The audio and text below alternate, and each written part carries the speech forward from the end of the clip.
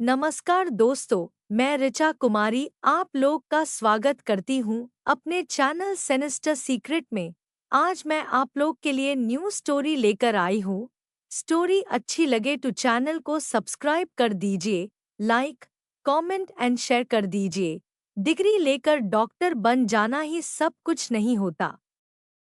इस पेशे में डॉक्टर के लिए सेवा भाव, संयम, विवेक और इंसानियत भी जरूरी है। विवेक तिवारी डॉक्टर जरूर बन गया था, लेकिन उसमें इनमें से कोई भी गुण नहीं था। अपने एक तरफा प्यार में वह चाहता था कि डॉक्टर योगिता वही करे जो वह चाहता है।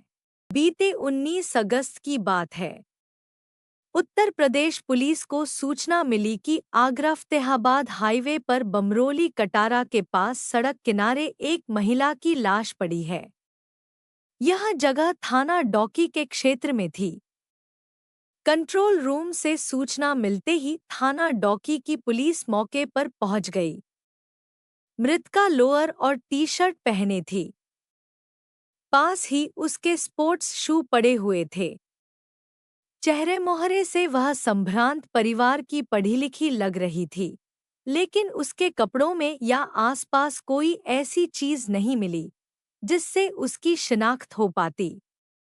युवती की उम्र 25 से 26 साल लग रही थी। पुलिस ने शव को उलट-पुलट कर देखा। जाहिर तौर पर उसके सिर के पीछे चोट के निशान थे। एक दो जख्म भी नजर आए। युवती के हाथ में टूटे हुए बाल थे। हाथ के नाखूनों में भी स्किन फंसी हुई थी। साफ तौर पर नजर आ रहा था कि मामला हत्या का है, लेकिन हत्या से पहले युवती ने कातिल से अपनी जान बचाने के लिए काफी संघर्ष किया था। मौके पर शव की शिनाख्त नहीं हो सकी, तो डौकी पुलिस ने जरूरी जांच पड़ताल के बाद युवती की लाश पोस्टमार्टम के लिए एमएम इलाके के पोस्टमार्टम हाउस भेज दी। डौकी थाना पुलिस इस युवती की शिनाख्त के प्रयास में जुट गई। उसी दिन सुबह करीब 9:30 बजे दिल्ली के शिवपुरी पार्ट 2, दिनपुर, नजफगढ़ निवासी डॉक्टर मोहिंदर गौतम आगरा के एमएम गेट पुलिस थाने पहुंचे। उन्होंने अपनी बहन डॉक्टर योगिता गौतम के अपहरण की आशंका जताई और डॉक्टर विवेक तिवारी पर शक व्यक्त करते हुए पुलिस को एक तहरीर दी। डॉक्टर मोहिंदर ने पुलिस को बताया कि डॉक्टर योगिता आगरा के एसएन मेडिकल कॉलेज से पोस्ट ग्रेजुएशन कर रही है। वह नूरी गेट में गोकुलचंद पेठे वाले के मकान में किराए पर रहती है। कल शाम यानी 18 अगस्त की शाम करीब 4:15 बजे डॉक्टर योगिता ने दिल्ली में घर पर फोन करके कहा था कि डॉक्टर विवेक तिवारी उसे बहुत परेशान कर रहा है। उसने डॉक्टरी की डिग्री कैंसिल कराने की भी धमकी दी है। फोन पर डॉक्टर योगिता काफी घबराई हुई थी और रो रही थी। पुलिस ने डॉक्टर मोहिंदर से डॉक्टर विवेक तिवारी के बारे में पूछा कि वह कौन है। डॉक्टर मोहिंदर ने बताया कि डॉक्टर योगिता ने 2009 में मुरादाबाद के तीर्थकर महावीर मेडिकल कॉलेज में प्रवेश लिया था। मेडिकल कॉलेज में पढ़ाई के दौरान योगिता की जान पहचान 1 साल सीनियर डॉक्टर विवेक से हुई थी। डॉक्टरी करने के बाद विवेक को सरकारी नौकरी मिल गई। वह अब यूपी में जालौन के उरई में मेडिकल ऑफिसर के पद पर तैनात है। डॉक्टर विवेक के पिता विष्णु तिवारी पुलिस में ऑफिसर थे, जो कुछ साल पहले सीओ के पद से रिटायर हो गए थे। करीब 2 साल पहले हार्ट अटैक से उनकी मौत हो गई थी। डॉक्टर मोहिंदर ने पुलिस को बताया कि डॉक्टर विवेक तिवारी डॉक्टर योगिता से शादी करना चाहता था। इसके लिए वह उस पर लगातार दबाव डाल रहा था, जबकि डॉक्टर योगिता ने इनकार कर दिया था। इस बात को लेकर दोनों के बीच काफी दिनों से झगड़ा चल रहा था। डॉक्टर विवेक योगिता को धमका रहा था। पुलिस ने योगिता के अपहरण की आशंका का कारण पूछा, तो डॉक्टर मोहिंदर ने बताया कि 18 अगस्त की शाम योगिता का घबराहट भरा फोन आने के बाद मेरी मां आशा गौतम और पिता अम्बेश गौतम तुरंत दिल्ली से आगरा के लिए रवाना हो गए। हम रात में ही आगरा पहुंच गए थे। आगरा में हम योगिता के किराए वाले मकान पर पहुंचे तो वह नहीं मिली। उसका फोन भी रिसीव नहीं हो रहा था। डॉक्टर मोहिंदर ने आगे बताया कि योगिता के नहीं मिलने और मोबाइल पर भी संपर्क नहीं होने पर हमने सीसीटीवी फुटेज देखी। इसमें नजर आया कि डॉक्टर योगिता 18 अगस्त की शाम 7:30 बजे घर से अकेली बाहर निकली थी। बाहर निकलते ही उसे टाटा नेक्सन कार में सवार एक युवक ने खींचकर अंदर डाल लिया। डॉक्टर मोहिंदर ने आरोप लगाया कि सारी बातें बताने के बाद भी पुलिस ने न तो योगिता को तलाशने का प्रयास किया और न ही डॉक्टर विवेक का पता लगाने की कोशिश की। पुलिस ने डॉक्टर मोहिंदर से अभी इंतजार करने को कहा। जब 2 से 3 घंटे तक पुलिस ने कुछ नहीं किया तो डॉक्टर मोहिंदर आगरा में ही एसएन मेडिकल कॉलेज पहुंचे। वहां विभागाध्यक्ष से मिलकर उन्होंने अपना परिचय देकर बताया कि उनकी बहन डॉक्टर योगिता लापता है। उन्होंने भी पुलिस के पास जाने की सलाह दी। थक-हार कर डॉक्टर मोहिंदर वापस एमएम गेट पुलिस थाने आ गए और हाथ जोड़कर पुलिस से कार्रवाई करने की गुहार लगाई। शाम को एक सिपाही ने उन्हें बताया कि एक अज्ञात युवती का शव मिला है जो पोस्टमार्टम हाउस में रखा है। उसे भी जाकर देख लो।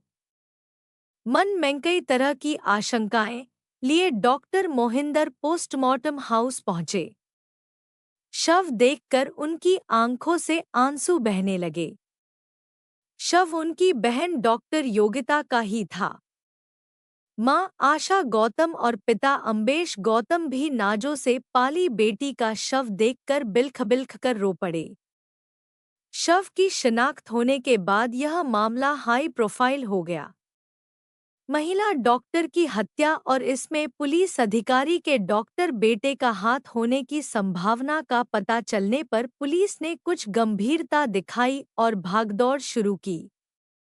आगरा पुलिस ने जालौन पुलिस को सूचना देकर उरई में तैनात medical officer doctor Vivek Tiwari को तलाशने को कहा। जालौन पुलिस ने सूचना मिलने के 2 घंटे बाद ही 19 अगस्त की रात करीब 8 बजे डॉक्टर विवेक को हिरासत में ले लिया। जालौन पुलिस ने यह सूचना आगरा पुलिस को दे दी। जालौन पुलिस उसे हिरासत में लेकर एसओजी ऑफिस आ गई। जालौन पुलिस ने उससे आगरा जाने और डॉक्टर योगिता से मिलने के बारे में पूछताछ की तो वह बिफर गया। उसने कहा कि कोरोना संक्रमण की वजह से वह क्वारंटीन में है। विवेक तिवारी बार-बार बयान बदलता रहा। बाद में उसने स्वीकार किया कि वह 18 अगस्त को आगरा गया था और डॉक्टर योगिता से मिला था। विवेक ने जालौन पुलिस को बताया कि वह योगिता को आगरा में टीडीआई मॉल के बाहर छोड़कर वापस उरई लौट आया था। आगरा पुलिस ने रात करीब 11 बजे जालौन पहुंचकर डॉक्टर विवेक को हिरासत में ले लिया। उसे जालौन से आगरा लाकर 20 अगस्त को पूछताछ की गई। पूछताछ में वह पुलिस को लगातार गुमराह करता रहा। पुलिस ने उसकी कॉल डिटेल्स निकलवाई तो पता चला कि शाम 6:15 बजे से उसकी लोकेशन आगरा में थी। डॉक्टर योगिता से उसकी शाम 7:30 बजे आखिरी बात हुई थी। इसके बाद रात 12:15 बजे विवेक की लोकेशन उरई की आई। कुछ सख्ती दिखाने और कई सबूत सामने रखने के बाद उससे मनोवैज्ञानिक तरीके से पूछताछ की गई। आखिरकार उसने डॉक्टर योगिता की हत्या करने की बात स्वीकार कर ली। बाद में पुलिस ने उसे न्यायिक अभिरक्षा में जेल भेज दिया। पुलिस ने 20 अगस्त को डॉक्टरों के मेडिकल बोर्ड से डॉक्टर योगिता के शव का पोस्टमार्टम कराया। पोस्टमार्टम रिपोर्ट के अनुसार डॉक्टर योगिता के शरीर से 3 गोलियां निकली।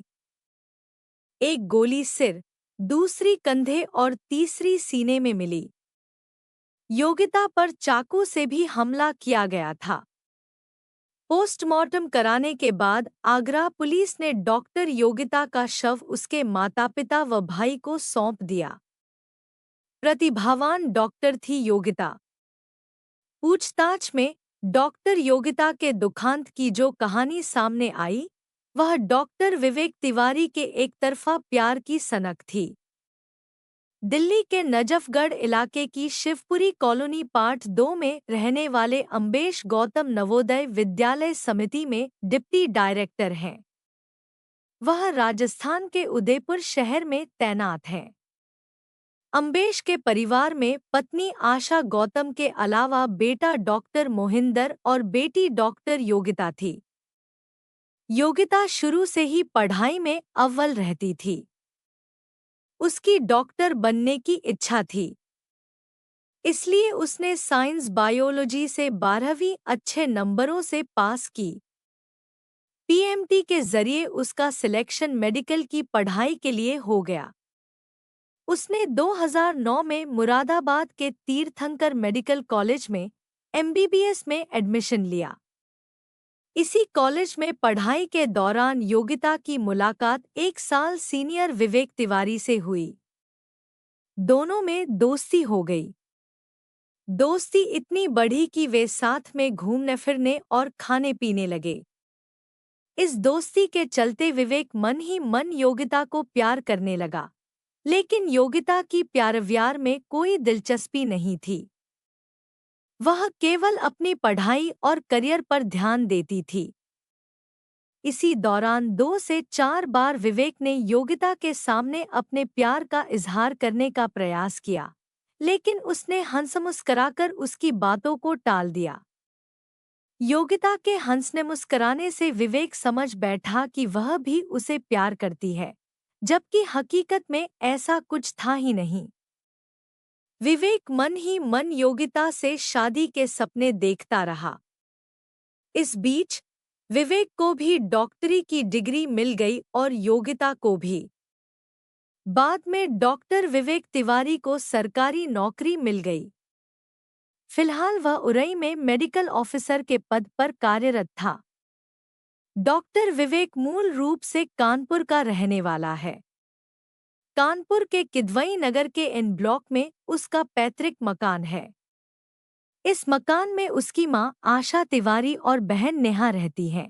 मुरादाबाद से एमबीबीएस की डिग्री हासिल कर डॉक्टर योगिता आगरा आ गई। आगरा में 3 साल पहले उसने एसएन मेडिकल कॉलेज में पोस्ट ग्रेजुएशन करने के लिए एडमिशन ले लिया। वह इस कॉलेज के स्त्री रोग विभाग में पीजी की छात्रा थी। वह आगरा में नूरी गेट पर किराए के मकान में रह रही थी। इस बीच डॉक्टर योगिता और विवेक की फोन पर बातें होती रहती थी। कभी-कभी मुलाकात भी हो जाती थी। डॉक्टर विवेक जब भी मिलता या फोन करता, तो अपने प्रेम प्यार की बातें जरूर करता, लेकिन डॉक्टर योगिता उसे तवज्जो नहीं देती थी। दोनों के परिवारों को उनकी दोस्ती का पता था।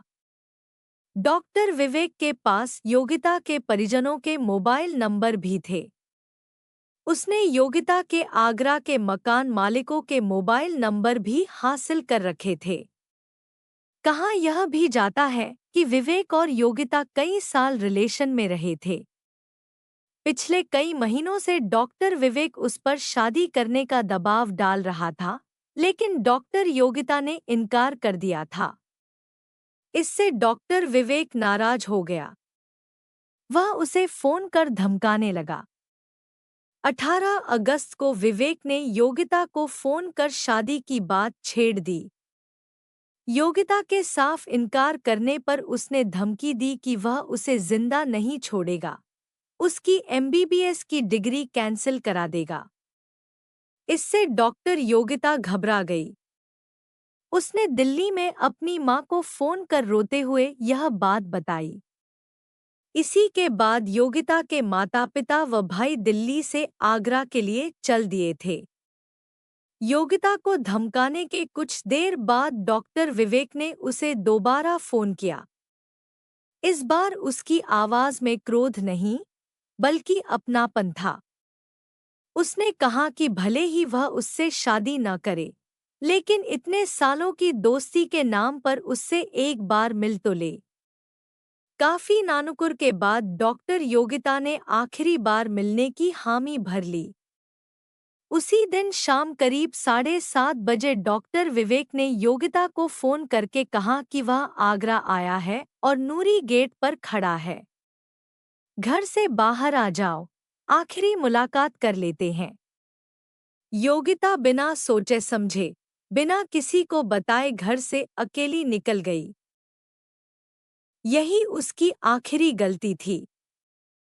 घर से बाहर निकलते ही नूरी गेट पर टाटा नेक्सन कार में सवार विवेक ने उसे कार का गेट खोलकर आवाज दी और तेजी से कार के अंदर खींच लिया। रास्ते में डॉक्टर विवेक ने योगिता से फिर शादी का राग छेड़ दिया, तो चलती कार में ही दोनों में बहस होने लगी।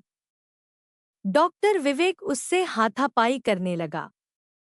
इसी हाथापाई में योगिता ने अपने हाथ के नाखूनों से विवेक के बाल खींचे और चमड़ी नोची, तो गुस्साए विवेक ने उसका गला दबा दिया। डॉक्टर विवेक योगिता को कार में लेकर फतेहाबाद हाईवे पर निकल गया।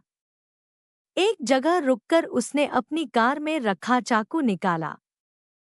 चाकू से योगिता के सिर और चेहरे पर कई वार किए।